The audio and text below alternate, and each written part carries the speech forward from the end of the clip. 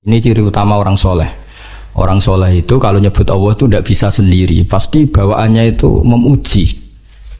Makanya niteni kitab karangan wali be ora itu gampang. Kitab itu kalau dikarang wali itu kalau nyebut Allah itu lupa.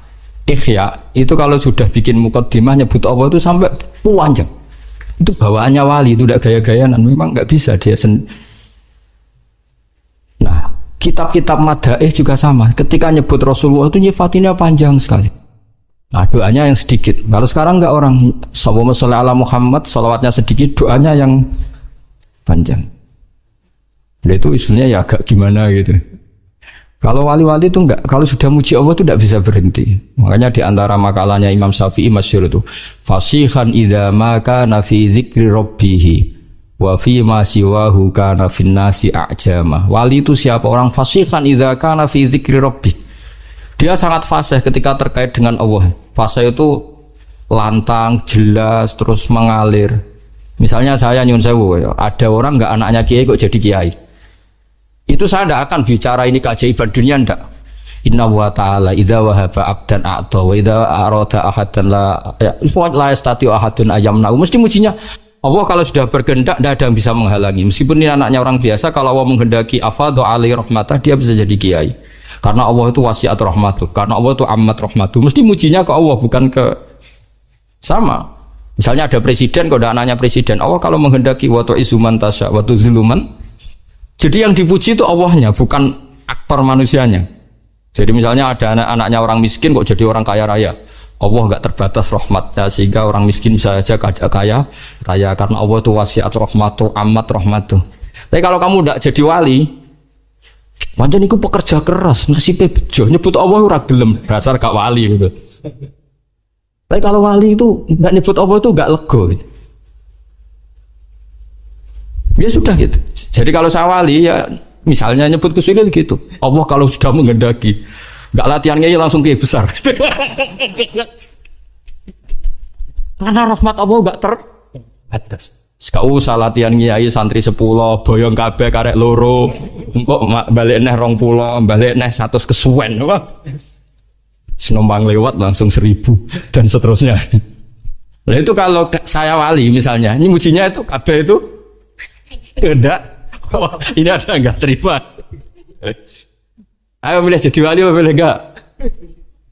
Jadi kalau orang jadi wali jalur apa? Oh jalur istri. Jadi kalau wali itu muji Allah itu tidak bisa berhenti. Saya tuh tambah umur tuh ngerti. Ikhya itu kalau sudah muji Allah itu mengalir lama sekali. Nah, itu bawaan wali itu. Fasihan idza ma kana fi dzikri rabbih wa fi ma siwahu kana fin nasi a'jama. Tidak nyebut Allah itu tidak bisa. Makanya kata hikam, al aqil may yaqul madza yaf'alu wa bi wal ghafil yaqul madza af'al. Jadi kalau orang benar-benar bijak, benar-benar punya akal, sebagai muwahhid, sebagai mukmin, di hatinya madza yaf'alu wa bi. Besok Allah dengan saya hubungannya gimana ya? Karena kita tahu ma taharraktu illa wa harrakan ya Allah, ma ta'allamtu wa ma 'allamtu illa wa qad 'allaman ya Allah. Semua diisnaskan la haula wala quwata illa billah. Makanya tadi Mbak Hasyim ketika nutup surat saja katabtu bibanannya masih muhauqilan musabbihan. Pokoknya keren. Nulis itu sambil baca tasbih.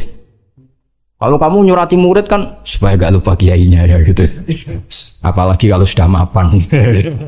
Niatnya itu agak-agak gimana ya. Itu tidak saya yang salah maksudnya. Kalau Mbak Hasyim enggak nulis itu masih hamidan musalliyan muhauqilan. Jadi itu kelihatan sekali kalau Mbak Hasyim itu waliyun min awliyaillahi ta'ala. Wa ana as'alullahal karim ar-raufar rahim ayyamunna 'aliyya wa 'alaihi. Jadi bima man nabihi 'aliyya ibadahu sholihin. Jadi bawaannya itu isnadul umur ilallah. Jadi saya berharap Allah yang ar-raufur rahim, al-barur rahim, ngasih dia sebagaimana yang Allah kasihkan kepada hamba-hamba yang soleh. Jadi kabeh isnadul umur ilallah. Kullukum min indillah. Jadi muji Allah terus. Enggak kok terus ini murid saya supaya nyai terus punya santri banyak, suananya banyak. Wah itu dunya tok ruwet deh. Jadi ayyamunna 'aliyya wa 'alaihi. Jadi betapa guru sama murid itu menyatu dulu. Ayyamunna alayya wa alaihi bimaman nabi ala ibadihi sholihin. Sama seperti ahli surga, ketika nanti masuk surga orang kok terus ingat amalnya, ingat prestasinya di dunia itu ndak. Faman nawwahu alaina wa waqana adzabas samum inna kunna min qablu nad'u innahu huwal barrur rahim. Jadi bawaannya orang soleh itu ketika kita nanti masuk surga, sampean sebenarnya jajal nak masuk surga itu mesti spontan.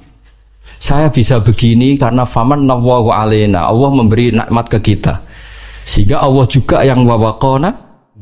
Terus sampai saat terus faman nawwahu alaina waqona adzabasam inna kunna min qablu nad'u. Kita dapat nikmat sebanyak ini karena dulu kita minta Allah, dan karena Allah bawaannya baik, ketika saya minta ya dikabulkan. Innahu wal barrur rahim. Jadi walhasil sama sebagian ahli surga ngendikan gimana ketika masuk surga, alhamdulillahilladzi adzhaba annal hazan inna rabbana laghafurun syakur. Ketika masuk surga dan kita bebas, gak usah beli tanah tapi tanahnya luas. Kalau di sini beli tanah ada urunan barang ribet kan, urunan libatno ketua alumni ribet-ribet. Ngono wae ora barbar. Nanti kalau di surga ada gitu. Alladzi ahallana daral muqamati min fadlillah yamasuna fiha nasabu wa la yamasuna fiha lughub. Jadi kalau di surga ya tabawa minal jannati haitsu yasha, atau kalau mutakalim ya natabawa minal jannati haitsu nasa. Itu enggak bayar itu. Kalau kita punya tanah luas itu harus ada nasab. Alladzi ahallana daral muqamati min fadlillah yamasuna fiha nasabu wa la yamasuna fiha lughub. Kalau di dunia ingin punya tanah luas repot enggak? Repot kan? Pilihannya urunan atau beli kerja keras atau jalan pintas sifat mertua tapi wedi istri. Semuanya itu nasab. Meskipun langsung punya tanah luas, kalau milik mertua takutnya sama siapa? Istri. Sama nasab lah. Semuanya asal di dunia itu lewat apa? Nasab. Tapi kalau di surga, alladzi ahallana daral muqamati min fadlih la yamassuna fiha nasabu wa la yamassuna fiha lughub. Dan sebagian ahli surga da'wahum fiha subhanaka wa tahiyyatuhum fiha salam wa akhiru da'wahum alhamdulillah. Jadi bawaannya orang baik itu enggak bisa enggak nyebut Allah. Intinya gitu. Tapi kalau kamu udah orang baik bar mangan glegekan, enak saat ini. Cocok. Dasar gak wali. Tapi kalau wali mesti bawanya alhamdulillahilladzi atamana wa saqana wa ja'alana minal muslimin. Tapi nak wali bar ngelem saat ini kurang pokoke. Ribet. Dadi wong bakat wali mbek ora ketara, kok raine wis ketara. Niki cerita wae. Sampeyan ora usah tersinggung biasa. Dadi ora usah ngenteni wah ketara lah sing. Ketara mboten? Jadi ukuran wali itu fasihan idza ma kana fi dzikri rabbih wa fi ma siwahu kana fin nasi ajam. Ajam itu kalau ngomong selain Allah itu gak pati fasih. Karena gak tertarik. Wong cilik parman misalnya itu udah di kiai, dadi presiden misalnya udah dadi bupati, kok dadi kiai gede ku piye ya asal usule gak tertarik. Wali lu tertarik inna wa ta'ala idza wahaba 'abdan a'ta wa lam yakun li ahadin man'uhu wa la hadruhu fa inna wa ta'ala idza arada shay'an qala lahu kun fayakunu yamsaka wa bidurin fala kasifala wa yurid ka bi khairin fa wa ala kulli shay'in qadir fala radda. Sifat itu kan diulang-ulang di berbagai ayat. Mujinya Allah. Memangnya kenapa kalau orang kecil jadi orang? Kalau Allah sudah mengendaki tidak ada yang bisa menghalangi. Rahmatnya Allah tidak terbatas. Orang kaya bisa dapat, orang miskin bisa dapat, anaknya kiai dapat, yang enggak anak kiai juga. Jadi mujinya Allah itu wali. Tapi nara wali malah drengki barang, nah wong cilik jadi wong ribet ngadepi wong wali ku ribet. Seorang eling pangeran drengki, aduh sempurna. Iku nak daftar wali tak pelorot yakin. Sora tak lebono, cara pas Pak apa verifikasi terus rata lebokno wali kok hasud.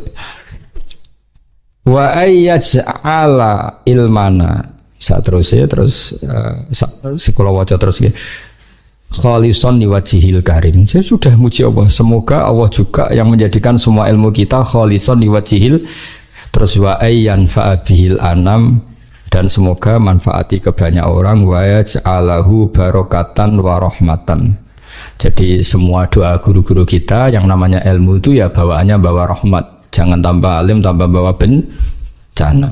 Bawa ilmu ini barokah wa rahmah. Kayak Nabi Isa ngendikan apa wa ja'alani mubarakan aina ma kuntu. Jadi bawaannya orang alim kemana-mana itu ya bawa berkah. Jadi enggak bawa masalah. Wa ayyuhsinali walahu ya kal mabda'i al khitam. Jadi bijahi sayyidina maulana Muhammadin alaihi afdhalus sholati wassalam. Jadi bawaannya wali itu semoga sebagaimana awal beliau ngaji ini baik, anak saya ini ngaji baik, kalau mabda'nya bagus, saya berharap Allah juga bikin khitamnya bagus. Masyhur itu kalau dalam pepatah itu al bidayah lahian nihayah. Terus karena beliau sangat mencintai Rasulullah SAW, ditutup bijahi sayyidina wa maulana Muhammadin alaihi afdhalus sholati wassalam. Jadi ini cerita-cerita betapa hubungan pondok sini sama Mbah Hashim. Karena Mbah Hashim yang ngaji Mbah Soleh Darat dulu. Mbah Soleh Darat pernah ngaji di sini juga, di antaranya ya tentu banyak gurunya, di antaranya pernah ke sini. Di sini juga dulu udah pernah ngaji di Mekah. Supaya walhasil semua itu zuriatan ba'duha, baik zuriyah gen maupun zuriyah sebab. Tetes para habaib, para hasaniyin maupun hasainiyin ini zuriyah nasab. Yang para santri, para umatnya Nabi ini namanya sebab. Makanya Nabi kalau ngendikan diulang 2 kali, kullu nasabin wa sababin munqati'un yaumal qiyamah illa nasabi wa sababi. Jadi ada orang yang hubungannya dengan Nabi itu gen, kayak para habaib, para alun Nabi. Ada yang hubungannya itu sabab. Kalau sabab ini butuh prestasi. Kayak Salman Al-Farisi bisa diakui Nabi sebagai keluarga karena prestasinya punya ide khondak. Setelah punya ide itu Nabi ngendikan Salman minna ahlal bait. Jadi ya sudah seperti itu. Jadi kita harus syukur sama Allah karena kita sebagai umat Rasulullah SAW semuanya punya jalur ke Nabi. Makanya Mbah Mun itu sering cerita Nabi itu berkah bagi semua. Yang cucunya karuan ada gennya, kata Habib Bidin, Habib Ja'far itu ada gennya, Habib Muh semuanya ada gennya. Yang enggak cucunya keberkahan sisi Nabi.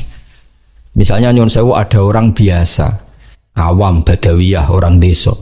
Itu kulluhum yatasyarrafuna bin Nabi. Semuanya merasa terhormat dengan Kanjeng Nabi karena Nabi pernah disusui wong imra'atun badawiyah, yaitu namanya Halimah As-Sa'diyah.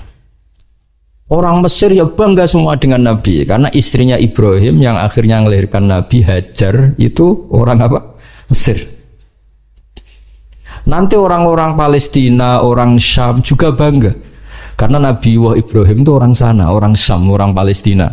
Berarti Nabi juga Aryaniul asli, berbangsa Arya. Makanya kiai-kiai ada namanya Arya itu bukan Arya. Jadi sampai nak Arya Penangsang jenenge kok Jawa. Ngawur ya. Arya Penangsang muridnya Ja'far Shadiq, muridnya Habib Ja'far Shadiq, muridnya Sayyid siapa? Ja'far Shadiq. Itu nama Arya itu marganya Nabi Ibrahim. Berhubung dolar roh nyongkone Arya wis pokoke anggane ngono.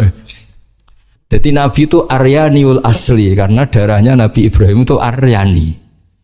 Tapi orang cilik-cilik sing dadi wong cilik, iku ora usah cilik ati. Maka Nabi punya sisi ditakdir memang Allah menghendaki begitu, menyusui sama imro'atun badawiyah namanya Halimatus Sa'diyah.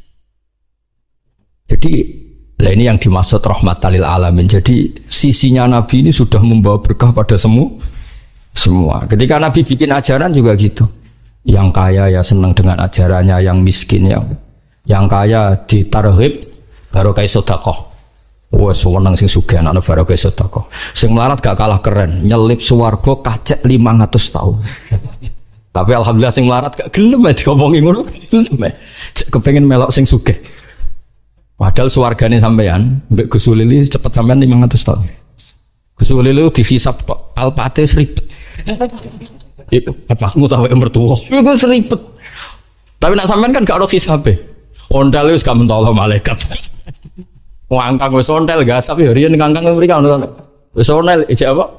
Gasap. Jadi ketika malaikat ngisap, itu ondale sopo? Gasap. Yang dihisap itu pemiliknya apa yang gasap?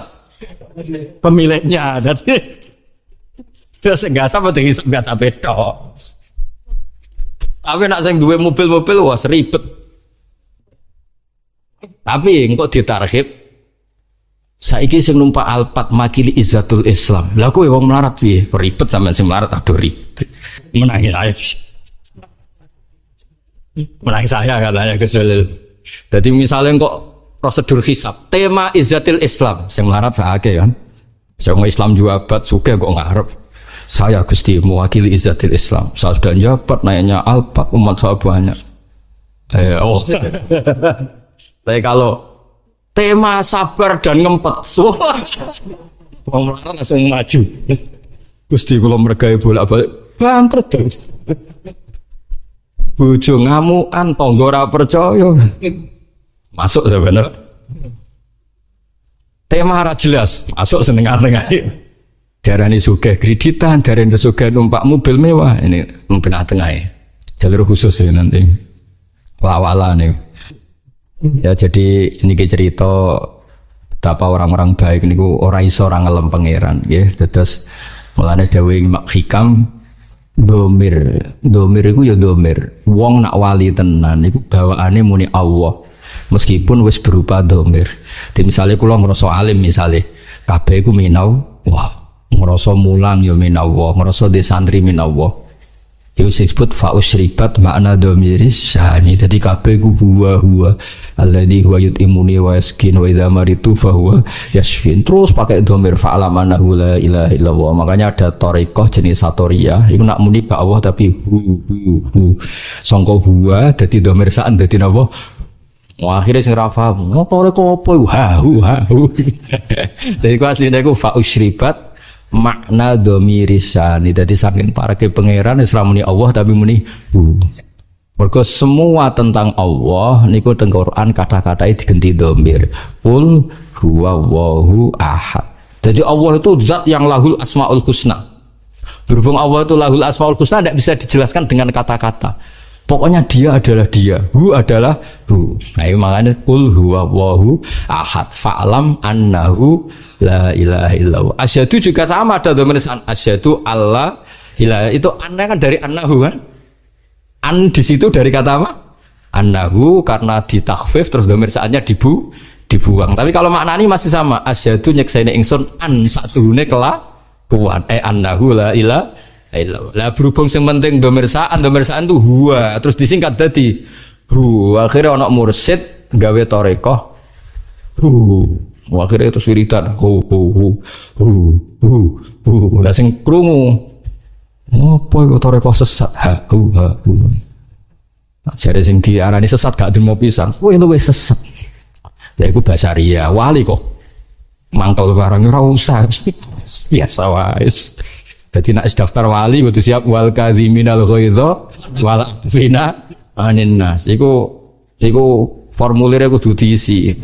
Nak ngelamar kerja kan tamatan SMA, tamatan S1. Nak ngelamar wali terbebas dari rasa hasud dan dengki, terbebas dari utang, utangnya ribet, terbebas dari dosa besar. Bareng kecuali, kecuali ini cuma akeh. Dosa besar yang berakumulasi menjadi dosa kecil yang berakumulasi menjadi. Nanti kalau daftar wali formulirnya tadi terbebas dari hasud dan dengki. Wal kadhiminal ghaidha wal afina 'anil nas. Terus niki kalau cerita sanad-sanadipun Kiai Fauzan termasuk pendiri pondok niki. Dadi wau nggih terus pun kula terusaken satu hadis lagi habis ini mungkin mahalul qiyam.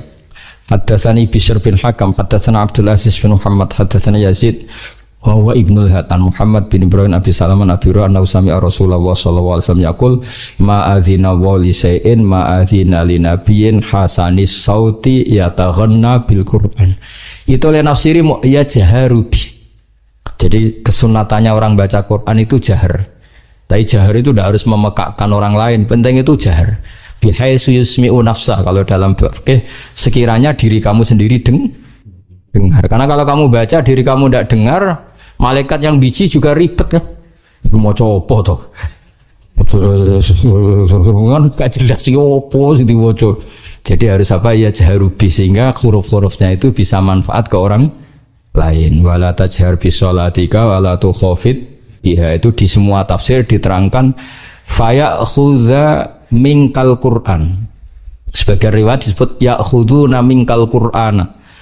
Ya Muhammad, ketika kamu baca Quran jahar, setidaknya orang lain bisa mengambil Quran dari kamu. Makanya ngendikan Abdullah bin Mas'ud, akhadtu sab'ina suratan min fi Rasulillah, karena Nabi bacanya jahar sehingga orang lain bisa mengambil. Jadi misalnya ada orang yang fasih baca Quran jahar, setidaknya fasih itu menjadi standar publik karena yang mereka dengar adalah Quran yang fasih. Tapi kalau yang fasih sendiri maca dermemel, oh Quran itu jimat tuh, tidak nak maca kan ribet. Imam Muslim itu termasuk meyakini maknanya yatahunna sementing ya jarubi. Jadi tadi maknanya yatahunna itu ada yang menafsiri istighna, ada yang menafsiri apa? Taghonni, agak-agak aronum. La yazalul mar'u fi fushatin min dini malam yusib daman haroman. Lain malah ya. La yazalul mar'u fi fushatin min dini malam yusib daman haroman. Seseorang itu boleh serilek-rileknya dalam beragama asal dia tidak punya masa lalu mengalirkan darah yang terhormat. Gamane cara Jawa ora tau mateni wong, ora tau mateni wong, ora tau mateni wong mukmin utawa ora oleh mateni wong sing muahad atau mustaman. Ya ada aturannya lah. Jadi kalau sampean urip atau mateni wong itu secara beragama itu rileks karena fifus satin mintin. Nah tentu mateni itu ada banyak sebab, diantaranya fatwa yang ekstrim, sehingga ulama dulu itu senang diguyon sampai keterusan saiki. Berarti kabeh wong alim hasil sering guyon karena memang menghindari omongan penting. Kenapa? Karena sekali omongan penting ini kadang yu'addi ilal fatwa kita kotul. Takutnya fatwa itu ekstrim, kemudian saling apa? Saling bunuh. Sehingga masyhur itu ada pepatah bahwa statement ulama atau kolamul ulama, penanya ulama itu ahaddu minas sayf, lebih tajam ketimbang apa? Pedang, karena bisa menimbulkan macam-macam. Sehingga dulu banyak ulama kalau bab jinayat itu sudah tidak mau baca bab jinayat. Jinayat itu karena ya takutnya fatwanya itu ekstrim. Ada beda zaman Nabi itu kan enak ya, sing Kanjeng Nabi mesti bener ya. Musuhnya Abu Jahal CS mesti salah ya. Tukaran saiki wis gak seru. Tukaran duit gue repot. Masih aku musuh sampean ini soalnya bener sampean. Wong ora tau urip ora tau seneng mbok musuhi ku piye ngono dadi. Kan gak penak. Ya misalnya kiai tukaran mbek santri, wong mesti kan normalnya bela kiai ini, mergo luwih alim luwih bener. Tapi kan cara pandang lah iya sing bener kok mau ngalah kan. Iso wae sing disalahno pangeran iku sing saiki wong tuwa tukaran mbek anak, kira-kira wong nyalahno sapa? Nyalahno orang tuane apa anake? Cara kowe dadi hakim. Wong tuwa kok wani anak, kualat ngono yo ya lucu. Ini kan anak kok wani wong. Tapi wong tuwa kok wani anak, wong tuwa model opo? Terus anak wani wong tuwa ya anak model opo? Ya model milenial model. Tapi potensinya itu sama-sama salah. Sehingga ulama itu mulai dulu itu menghindari ngendikan penting itu menghindari karena ya tadi takut fatwa itu. Saya ulang lagi ya, jadi seseorang itu selonggar-longgarnya dalam beragama asal tidak pernah membunuh darah yang seharusnya tidak terbunuh. Terus kalau masalah ibadah itu Allah ngambilnya sholat. Awwalu ma yuhasabu bil mar'u napa? As-sholat. Pertama yang dihisab itu sholat. Jika sholatnya lolos, maka hisab yang lainnya napa? Ringan. Ya mpun ngoten. Terus ada hisab-hisab yang iku waca mungkin sampean sampeyan iso ngantisipasi hisab. Nah, jadi la tazulu qadama Adam atau qadama ibni Adam yaumal qiyamah hatta yus'ala an arba'in. Pertama ditanyakan dari sifat mudanya, dihabiskan untuk apa, umurnya untuk apa, hartanya dari mana, setelah mendapat untuk apa. Terus wa an ilmihi madza amila bihi, terakhir setelah mendapat ilmu itu apa yang dia perbuat. Mulane ada orang tok ilmu tidak ditakoki wae pangeran ora apa takoki. Ilmu bisa nglakoni, mboten gadah ilmu ya Gusti. Terus serepet sampeyan. Dunya mboten gadah dunya. Lha opo ning dunya nggih ngentosi mati sing pun aman apa? Sebab itu orang fakir itu masuk surga lebih cepat timbang orang kaya kacek pinten 500 tahun ketakoki. Dia apa mboten gadah napa-napa. Iso ngaji mboten. Jadi gak perlu pertanggungjawaban mereka napa. Kacau kan. Nah, sementing kalau terang ngeten ya, ini penting rungokno. Mahsyar iku maknane iku nggon giringan. Terus kiai kuno maknane bayangno nggon mahsyar iku maknane tempat dihalonya semua manusia. Terus mauqif itu tempat diberhentikan, apa tempat diberhentikan. Terus di situ Anda innahu mas'ulun, mereka semuanya ditanya, dihisab. Girungono ya, semuanya dihisab. Terus ngendikane Kanjeng Nabi, hasibu anfusakum qabla an tuhasabu. Menghisablah diri kamu sekarang sebelum kalian semua dihisab. Sehingga potensi kita ini umat Islam utamanya sing tahu ngaji-ngaji ini, sampean semua dihisab ini kemungkinannya kecil. Karena ketika kowe ning donya sampean sedantene kan biasa wis donga robbana zulamna anfusana. Jadi ya Allah, saya ini benar-benar mendolimi diri kita sendiri. Karena tujuannya hisab itu taubah. Taubah itu mempermalukan mereka di depan umum. Seorang lagi ya. Jadi semua hisab itu taubihan, mempermalukan mereka di depan umum bahwa mereka orang yang buruk. Sementara kamu di dunia sudah sering ngaku orang buruk. Selain ya wis ropo ngakeh maksud ini kan.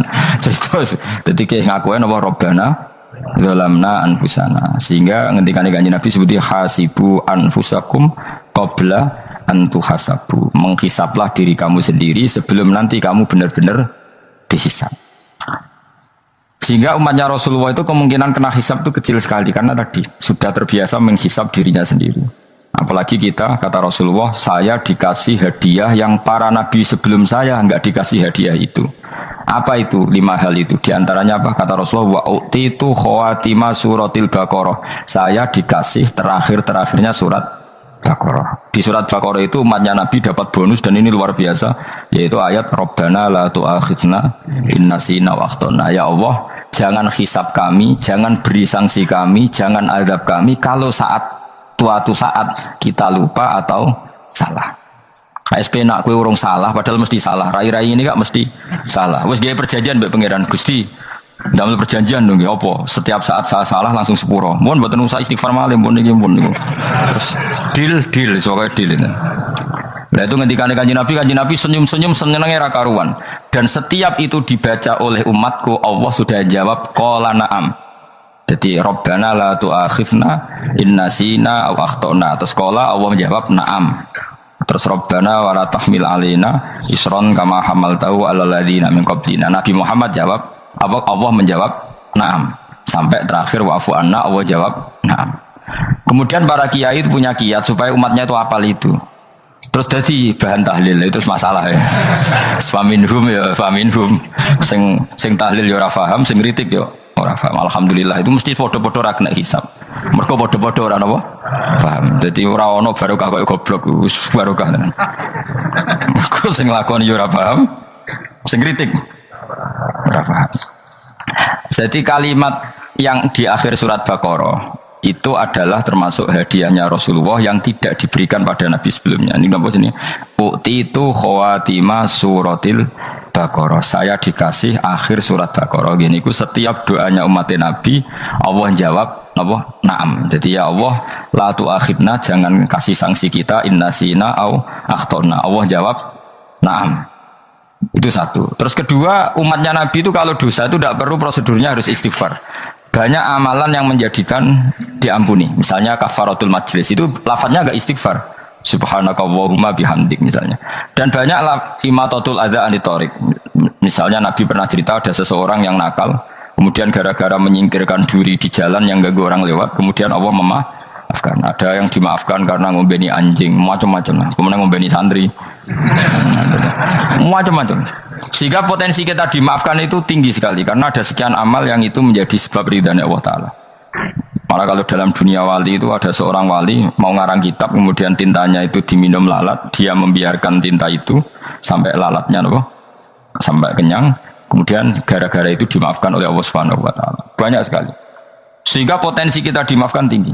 Terus turus jadi orang rasani wong enggak macam-macam lah. Iku ya insyaallah di sepuro pangeran. Dadi ana wali dadi wali mergo kakean apa? Turu ditakoki, "Kenapa kowe kok turu wong wali? Mboten siap roh donya, Gusti." "Kenapa?" "Donya wis rusak tok, patok mboten roh Gusti." Lah iku ya mari swarga napa? Ya swargane wong turu ya kira-kira tok. Tapi jadi umat Nabi itu luar napa? luar biasa. Makanya saya yang heran nih kalau ada orang alim bikin gerakan terlalu tenanan itu keliru, biasa mawon. Turu ku ya ibadah, wae agar gak zina, gak maling, wae agar gak nglakoni dosa gede ini sanggep ae napa? Ibadah. Karena tadi Rabbana la tu'akhidna in nasina wa akhtana. Terus Allah jawab nah. Sehingga kiai-kiai itu takut orang itu lupa terus dimodifikasi sedemikian rupa jadi wiridan. Tapi alhamdulillah kok banyak yang kritik. Jadi ya biar seimbang loh. Seimbang apa alam demokrasi. Jadi kalau lagi kecewa habis kritik mereka insyaallah rapati paham masalah usul ini. Karena satu-satunya cara supaya orang paham itu pancen ya dijak latihan bareng-bareng. Gak ngono malah ra paham blas. Ya tapi tadi ya semua itu resiko. Zaman Nabi Sugeng ana ibadah sunat dilakoni terus Nabi yo duka, kuwatire dianggap wajib. Tapi nek ora dilakoni blas Nabi yo duka, wong sunat ora tau dilakoni. Jadi sudah alhamdulillah sekarang ana sing ngritik, ana sing setuju biar seimbang no. Wong padha ora paham wae napa? Padha paham. Padahal makna ayat itu luar biasa. Rabbana la tu'akhidna in nasina wa akhtana. Terus kedua, Rabbana wala tahmil alaina isran kama hamaltahu alal ladina min qablina. Ya Allah, jangan beri beban kami sebagaimana engkau memberi beban kepada orang sebelum kami. Dulu itu kalau ada orang yang salah, itu harus dibunuh oleh orang yang tidak salah. Liyaqtulal bari'u minkum al mujrimah, supaya yang tidak salah membunuh yang salah. Sehingga ketika umatnya Nabi Musa menyembah anak sapi, ijl itu, apa kata Allah? Fatubu ila bari'ikum faqtulu anfusakum. Kamu syaratnya tobat harus saling membunuh, yaitu orang yang terbebas dari dosa itu membunuh yang tidak dosa. Masyhur itu. Terus Allah mengirimkan mendung yang pekat terus gelap. Ketika gelap itu yang al-bari yang enggak dosa mengeksekusi yang dosa. Sekarang kan enggak, paling takam KPK berarti penjara mulai juga sisa korupsi jaga. Jadi penak lah pokoknya zaman akhir itu penak. Pemenang KPK ini mulai disoal jadi aman lah. Sebuah sing bener di aja nih sing bener ya pangeran. Misalnya rasa KPK lah nak takwa ya rasa korupsi. Kalau KPK dilemahkan nanti yang korupsi marah. Lah masih orang KPK lah nak di pangeran kan ya aman karena korupsi. Iku aneh-aneh wae. Iku wong mukmin kok bakas ngono. Wis penting iku nak kowe wedi pangeran kan ora usah polisi, ora usah KPK wis tetep ora usah dosa wong wedine mek pangeran. Nah, kecuali ora usah pangeran ateis. Iku masalah. Ya, tapi kan omongan ini gak populer, padahal bener. Nah, jadi karena pemilu ini terbebas korupsi, nak ono KPK, urip makmur, nak ono menteri kemakmuran. Pokoknya kuabe gue bukan gantung no pejabat negara. Mengenai tahu hitam jeblok, sak jeblok. Misalnya rasa sejahtera, saya menteri sosial harusnya gini-gini. Nggak ono korupsi, salah KPK. Nggak ono raka keamanan, salah polisi. Senengannya nyala no. Gue sekali-kali nggak gue tauhid. Nak ono adab itu mergo dosa yang sudah kelewat. Ya tapi kan gak mungkin ngomong bernegara gitu. Tapi atas nama iman bahasa kita seperti itu. Kalau atas nama bernegara emang kita butuh polisi, butuh tentara, butuh KPK. Tapi atas nama iman ya tadi kalau kita diberi sanksi Allah itu rata-rata dari bima qaddamat ya daga itu pasti ada salah yang pernah Anda lakukan. Ya, tapi sudahlah ini zaman sudah seperti ini. Sanut ya ada umumnya wong akeh. Kalau terang nomale masalah hisab ya. Hasibu anfusakum qabla an tuhasabu. Kamu menghisaplah diri kamu sebelum kamu dihisap. Misalnya saya sebagai ulama, tentu hisap terberat saya itu kitmanul ilmi, menyembunyikan apa? Ilmu. Karena ilmu kalau disembunyikan itu bahaya sekali. Bayangkan di alam fisik. Misalnya ada orang berkebutuhan pada kemaksiatan, terus di situ ditulis bar, karaoke misalnya. Orang bisa ke sana karena ada tulisannya, ada WA-nya, ada alamatnya. Kemudian ketika Anda bisa Fathul Qorib, tidak ada tulisannya. Harusnya Anda juga nulis ahli Fathul Qorib. Ahli Fathul Mu'in. Nah, atau ahli Jaljalut tulis saja. Ahli Primbon. Enggak apa-apa tulis saja. Penerus Ronggo Warsito tulis saja. Zaman gendeng ora melok gendeng ora keduman tulis saja. Tapi barokahnya tulisan itu kan orang bisa tahu. Makanya kenapa banyak orang sufi yang sudah menyembunyikan diri wanaknya nakal-nakal karena dia disalahkan Allah karena menyembunyikan ilmu. Saya itu orang yang senang tertutup kecuali masalah ilmu. Saya mau mengajar terbuka seperti ini. Karena tadi awal dari dikenalinya kemakrufan adalah dimaklumatkan.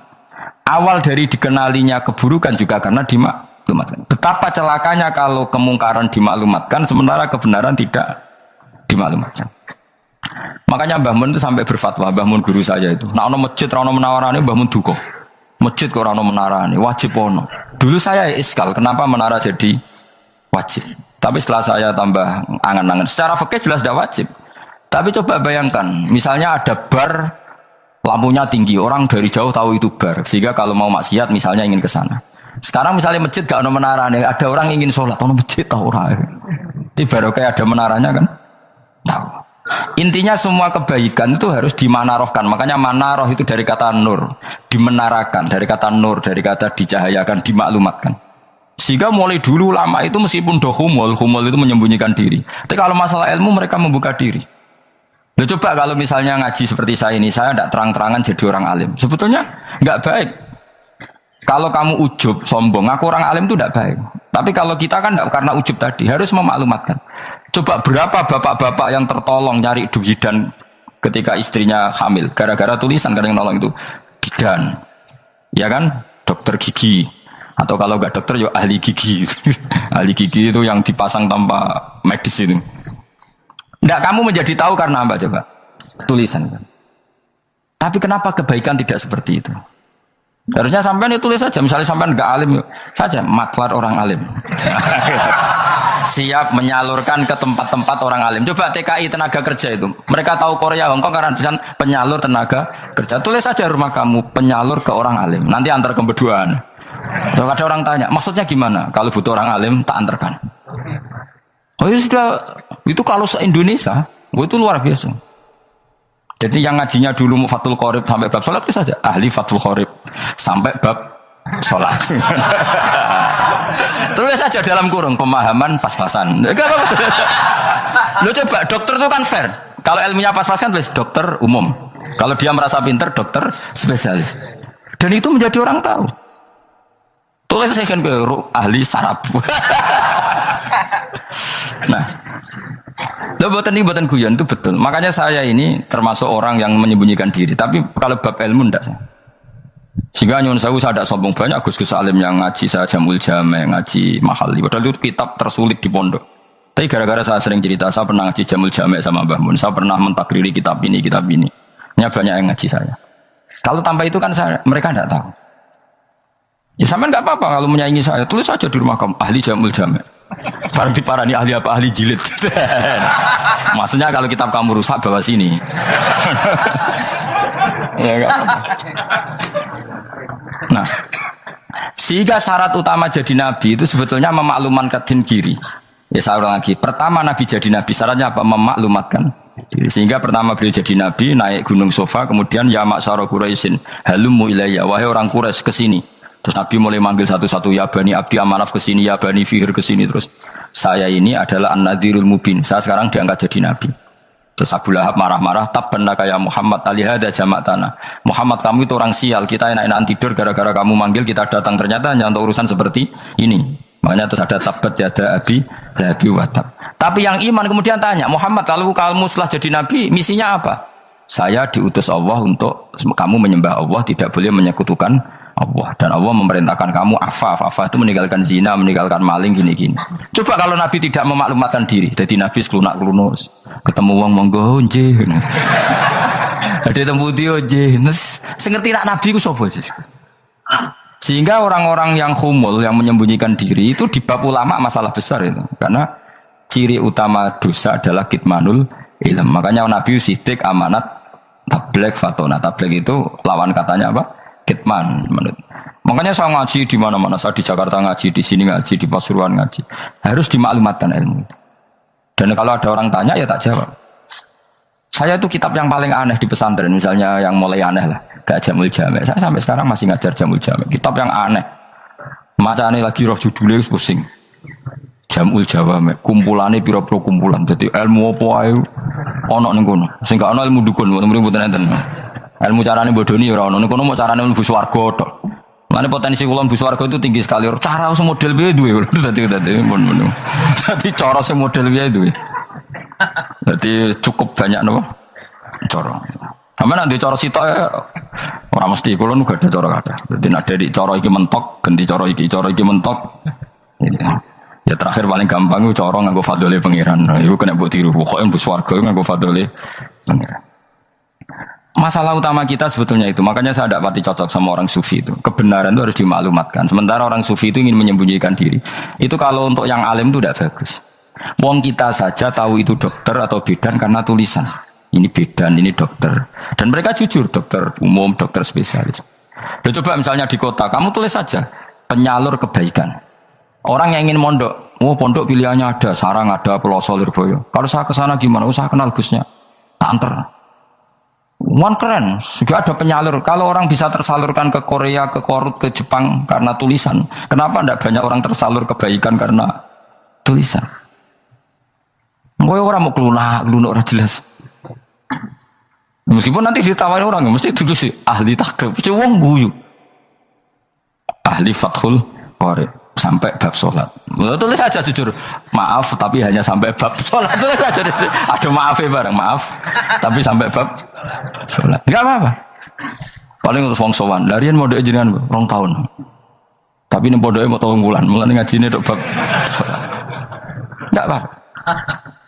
Itu dulu memang begitu. Rasulullah zaman Sugeng itu kalau ngajari santrinya itu balighu anni walau ayah, maklumatkan ke kampung kamu meskipun 1 ayat. Banyak sahabat kalau ditanya ya tidak bisa karena ngajinya tidak hatam. Tapi ya terus gak apa-apa, kok tak soal Abu Bakar, tak soal Umar, ditanyakan yang lebih pintar.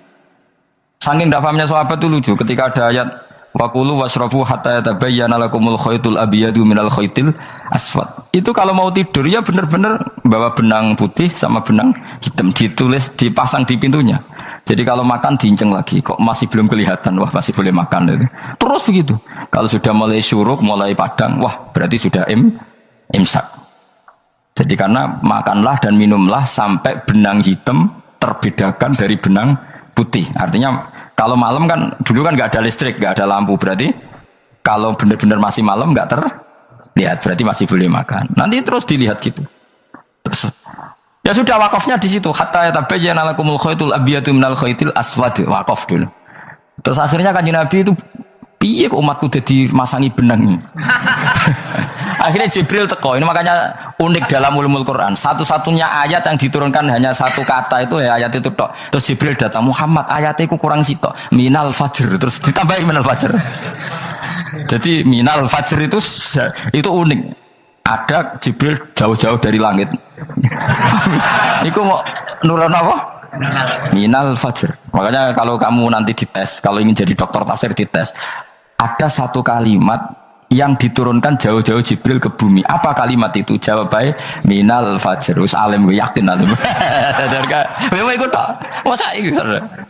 Mereka gara-gara sahabat itu terus masangi apa? Benang ngincang. Akhirnya minal fajr. Baru mereka tahu maksud fajar, maksud apa? Benang hitam artinya malam, benang putih artinya fajar. Sodik sudah menyingsing. Semenjak itu sudah ada benang-benangan karena jadi orang-orang ngono maksudnya iki kurang sithik gitu. Turun apa? Minal fajr ya. Jadi nanti kalau sampai latihan tes jadi dokter apa? Tafsir. Ayat mana yang diturunkan hanya 1 kalimat atau 1 kata jawab apa? Minal fajr. Lolos langsung tekor. Mun pinter. Ya pinter ngerti maksudnya orang Anda. Lah nanti hubungan kita dengan Allah ya seperti itu.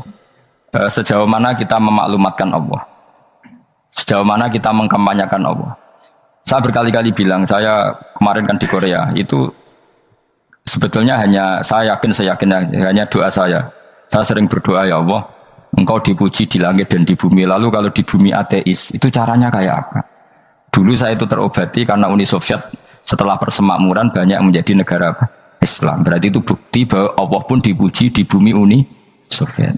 Lalu yang kayak Korea kayak apa? Ternyata betul Koreanya tetap ateis, gara-gara diserbu wong Indonesia.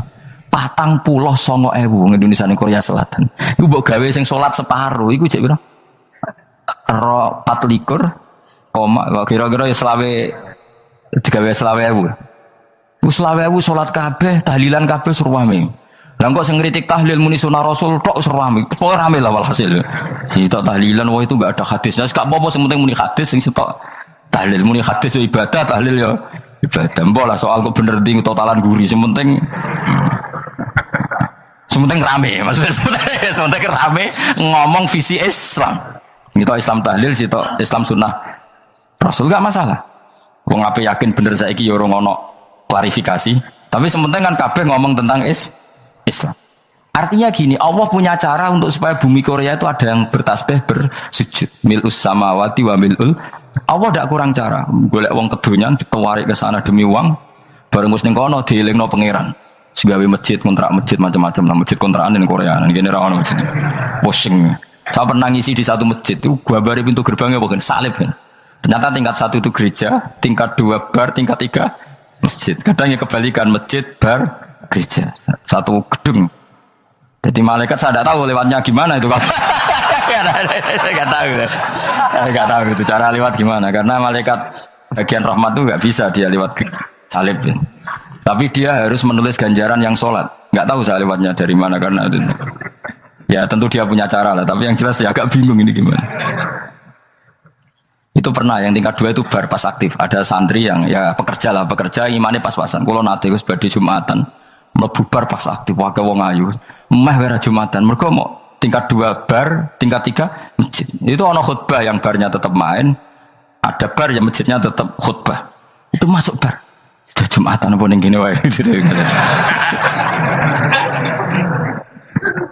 Akhirnya ya di situ beberapa menit terus ada komat Jumatan. Dosa ta Gus ini. Ya aku muni. Ya sebelum Jumatan ku apik. Wong mesti dilakoni kok takok dosa ta Gus. Oh raimu kadung lakoni kok takok. Artinya gini, Allah punya cara untuk menyebarkan Islam di Korea. Sama seperti Allah punya cara untuk menyebarkan Islam apa? Di Indonesia. Dulu orang Gujarat, Punjab, ya sejarah ini menurut saya ya tetap sebagiannya benar. Meskipun tidak seluruhnya benarnya sejarah Islam masuk Indonesia rata-rata orang kan menulis pedagang Gujarat, India ke Indonesia dagang karena mereka mukmin akhirnya juga menyebarkan apa? Islam. Itu jelas nyata. Meskipun tidak semuanya seperti itu karena ada yang dibawa Yusuf Baros itu yang muridnya Sidina Ali. Terus juga ada yang dibawa beberapa habaib dari Yaman langsung ke Indonesia kayak yang di daerah Tuban itu kan langsung habib-habib dari Samarkand langsung ke mana? Tuban. Makanya saya bilang sejarah itu semuanya benar karena memang variasi masuknya Islam di Indonesia itu banyak. Jadi itu enggak masalah. Sampai niru sing kedunyan mawon sing luwih gampang napa? Lho nggih to, kayak Jakarta itu kan kota kayak gitu, baru kayak wong kedunyan orang ke Jakarta semua. Gara-gara tahu mondok pedutan tadi ahli Fathul Qorib tadi yang sampai bab salat, terus bikin masjid. Iku coba takoki faraid terang ora iso kan. Pemene takoki muamalah terang ora iso, tapi nek cuma carane salat sing batal apa ngentut roh. Ilmune roh nang nganti bab iku jek roh. Sing batal salat apa jek roh ngentut nyekel wong wedok jek roh. Tapi mbok aja takoki sing detail apa? Cara mengenali kiblat dengan hisab ya marosdil kiblat wis ora iso. Atau nganggo komputer delok nganggo jam nganggo kompas. Padahal ana ilmune ya marosdil apa? Kiblat di bulan tertentu, hari tertentu itu nanti matahari tepat di atas Ka'bah. Ora iso nek ngono niku ora iso. Ya saya ulang lagi ya. Jadi kesalahan kita adalah kebenaran itu kita sembunyikan. Padahal awal dikenalnya Islam itu lewat i'lam, fasda bima tu'maru. Kebenaran harus dimaklumat. Tapi problemnya Islam Indonesia tuh kadang humul tuh bangga, nggak dikenal orang itu bangga gini-gini. Oke lah, kalau yang nggak, saya sendiri ya suka humul. Sampai sekarang saya suka humul. Saya sampai sekarang nggak suka tamu. Bukan karena benci tamu, ribet. Maksud saya kalau sowan kiai ya ngaji saja, ora usah sowan, ribet. Ya lucu kan, seneng Gus Bak jare wong alim. Terus senenge mau sowan tok ngaji ra gelem piye karepe. Wong kok aneh. Iku berarti kok karo kowe seneng dokter, di konsultasi obat ra gelem tapi ngajak jagongan. Dok, jenengan tiyang pundi? Jenengan manggen dalem mriki mulai tahun pinten? Lah ya kowe takok dokter kemalan. Mesti nek kowe takok laram apa, obate apa kok malah kenalan. Pindah Jogja tahun pinten, Dok? Dan jenengan kawin mriki tahun pinten? Lah wong jare Gus Bak wong alim kok sowan ngono. Jenengan kelahiran tahun pinten, Gus? Zaman dinosaurus. Wong alim kok takoki lahir iku piye karepe? Sesuk tak gak takok pisan matiku kapan, Om. Coba betapa naifnya kita kalau kita suka dokter, terus kemudian kamu takok, Dok, kelahiran tahun pinten jenengan? Aneh gak? Nak kowe seneng dokter mergo mau konsultasi berobat ya ngomong saja apa yang kamu butuhkan. Aku seneng wong alim yo ngaji titik. Nah, kowe misalnya seneng artis, delok konser artisnya takok kelahiran tahun piro. Gak penting artis ayu mbok delok seneng, wis sudah gitu aja. Wong alim yo ngono ngaji seneng. Kadang wong Jawa lucu, seneng wong alim sowan terus takok-takok. Aneh, iku dudu obat ngono, yakin. Maksudnya bu sing profesional, maksudnya sing rontok bener sithik lah dadi wong. Aja bener nemen-nemen gak mungkin wis pokoknya bener sithik-sithik.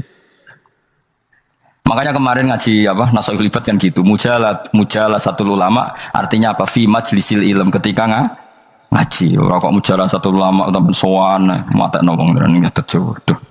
Kula termasuk kiai yang kampanye ini. Soalnya termasuk kiai terkenal tapi sing tamu kula rapati kathah. Kuwi jaga masyaallah tenan. Aduh. Muga-muga untuk tobat sithik-sithik maksudnya. Maksudnya ya sudah lah. Ya tadi hubungan wong alim ya sudah ngaji. Kalau hubungan sama dokter ya tanya konsultasi apa? Medis. Kan lebih enak, hubungan mbek dukun wis takok wis mbah niki menyangking pundi. Kok jenengan dermemel nglafadzno apa? Kalimate sing jelas kan apa nak dermemel mandi, nak jelas kok ora mandi ku piye? Takono. Aku ya guru pun mbek dukun. Wong kalimate ra jelas kok mandi. Nak jelas gak mandi. Kok nak jelas kita bodoh ini. Ayo guru mantra iku mesti gak wae rungokno tenanan kalimate terus ra jelas. Dukun-dukun dulu. Lu kok mandi? Nak jelas malah mandinya tenan ora ya ora. Ya saya ulang lagi ya. Jadi sebab itu di Quran sering ada kata i'lamu, kenalilah, ketahuilah. Jadi awal dari agama ini adalah harus tahu. Maka menyangkut harus tahu ini lalu Allah bikin media. Media itu apa saja. Tapi lalu kita bisa berdebat tentang media. Itu yang kita tidak tahu nanti hisabnya di depan Allah Subhanahu wa taala. Saya sampai sekarang itu nggak tahu, nggak pernah bilang halal, nggak pernah bilang haram. Misalnya gini ya buat ini dengerin ya. Di Korea ini sering teman-teman cerita. Ada beberapa majikan yang baik sama umat Islam, yang pekerja-pekerja Muslim. Itu kalau dipamiti sholat kan, Pak majikan saya mau sholat. Sholat itu apa? Mereka bilang dengan bahasa analogi di Korea, pokoknya sholat itu sembahyang. Ketika sholat itu ditanya sama orang Korea, loh kamu itu sembahyang kok tidak ada patungnya? Karena pengetahuan mereka yang namanya sembahyang itu ada patungnya. Ada yang baik, apa sekalian tak belikin patung? Jadi wong Islam pas sholat tuh didelok ngarepe dhuwure kok gak ono patung. Ono sing ape sujud tuh digambarno salib. Mergo dekne denger-denger kalau karena tidak tahu Islam itu apa. Sementing ada personifikasi Tuhan. Ada lagi ini yang agak ngeri. Ada pegawai Garuda karena dia agak terpelajar waktu sholat dia sholat sama krunya di mall. Itu langsung security mall nelpon polisi. Ini ada ritual teroris kata. Jadi sholat itu dianggap mukadimah sebelum ngebom. Jadi ritual. Pertanyaannya adalah karena mereka tidak pernah ngerti sholat itu kayak apa. Dan kadang-kadang orang ngerti bahwa sholat itu adalah ritual umat Islam itu lewat media. Media itu bisa berita, bisa dokumenter, bisa apa saja. Kita tidak pernah tahu cara Allah mengertikan. Seperti kita tidak pernah tahu madzhab Mu'tazilah, tahunya itu dari kitab-kitab ahli sunnah wal jamaah. Coba kita semua misalnya tahu madzhab yang aneh, Mu'tazilah, Jabariyah, Qadariyah itu dari kitab mereka apa dari kitab ahli sunnah? Dari kitab ahli sunnah. Maka bisa saja informasi keburukan itu dari orang baik dan informasi kebaikan dari orang buruk. Kita tidak pernah tahu. Karena ini yang bisa ngelola hanya Allah Subhanahu wa taala. Tidak bisa, kita tidak bisa, hanya Allah yang bisa. Maka perdebatan Ahmad bin Hanbal dengan Haris al-Muhasibi itu seperti itu. Misalnya gini, tak kiri contoh. Haris al-Muhasibi itu orang alim alama. Dia ahli sunnah mandat, pokoknya ahli sunnah sekali. Dia mau ngarang kitab tentang dia menentang Mu'tazilah, menentang Qadariyah, menentang Syiah. Terus setelah mau ngarang kitab, ditanya sama Imam Ahmad, ya Haris, kalau kamu ngeriting Mu'tazilah, awalnya gimana caranya kalau ngarang kitab? Ya saya cerita pendapat mereka dulu, lalu saya saya tentang. Imam Ahmad guyu-guyu. Bukankah setelah kamu cerita mazhab mereka plus argumentasi mereka, jangan-jangan pembacanya sudah tertarik. Pas kamu nentang, kamu sudah dianggap gawe-gawe. Karena kadung tertarik. Saya tak contoh wae, misalnya gini, kowe sekarang rasa bareng dadi wong soleh biasa wae. Aku ana gambar wong wedok montok tak tulis, hindari ini. Kira-kira dia mau hindari apa gambare? Enggak jawab ya, kira-kira lho. Sing mbok nikmati kata hindari apa? Sing mbok eling-eling kalimat hindari apa gambare? Kira-kira. Padahal tulisannya apa? Hindari bahaya ini. Bahaya ndi terus didelok. Terus sing dieling-eling ora hindarine tapi sama. Pendapat Mu'tazilah itu ada yang menarik. Misalnya gini, menurut Mu'tazilah, seseorang masuk neraka ya karena amalnya, masuk surga ya karena amalnya. Apa artinya kalau masuk surga karena fadli Allah? Lalu gunanya amal apa? Mungkin pembaca kan tuh, wah ini proporsional ini. Gak ada ahli sunnah, jadi bus warga mereka fadli pangeran. Kok enak? Lalu gunanya amal apa?